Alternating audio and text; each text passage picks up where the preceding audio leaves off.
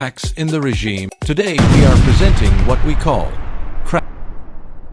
Cameroon's political earthquake signals end of the Biya era. This is the black box. Before we proceed, kindly like, subscribe and share.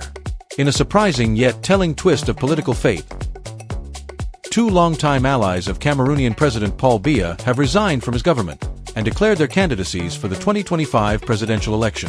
After more than 4 decades in power, the Biya era may be inching closer to its twilight.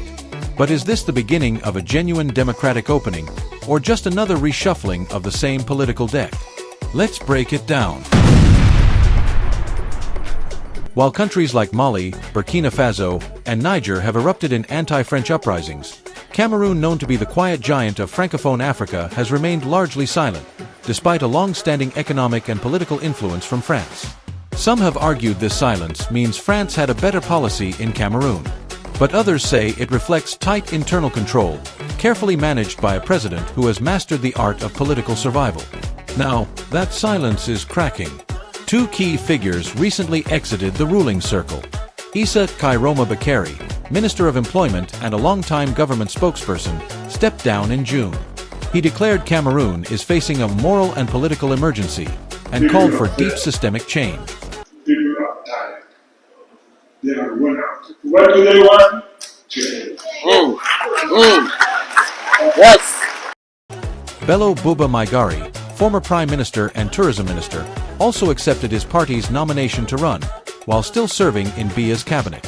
Both men are not just prominent politicians, they're northern power brokers, representing a region with over 2 million voters. Their departure is more than symbolic. It's strategic. Could this be a controlled transition or genuine power struggle? Two theories are emerging. 1. A real rift in the ruling elite. These resignations could reflect internal frustration over President Biya's refusal to name a successor or step aside at age 92. Cabinet meetings have reportedly stopped happening altogether. Key officials have remained in power for decades with little to no change. Could this be the moment some elites are breaking away to save themselves and the system? 2. A silent, stage-managed takeover. Alternatively, this might be a calculated move from within the ruling party. A chance to project the image of democracy. A way to manage Biya's eventual exit without opening the door too wide. Or even to clear the path for a succession by his son, Frank Biya, a possibility that has been quietly floated for years. Looking into all these, let's not forget that France is hanging in there, so what role will France play? France has long been a stabilizing, and some say suffocating, presence in Cameroon's political and economic landscape.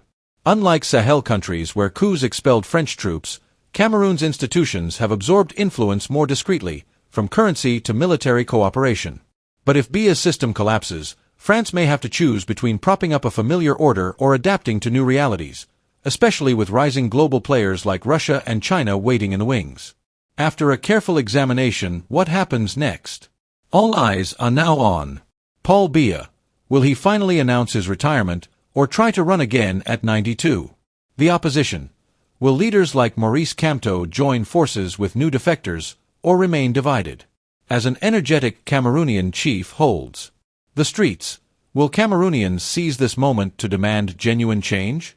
All in all, the bottom line is, after 42 years of near-absolute control, the Biya system is no longer untouchable. Whether Cameroon is headed for reform, rupture, or rebranding depends on how these political winds play out in the coming months. But one thing is certain, the era of silence is over, and the clock is ticking. Please do not forget like, subscribe and leave your comments below.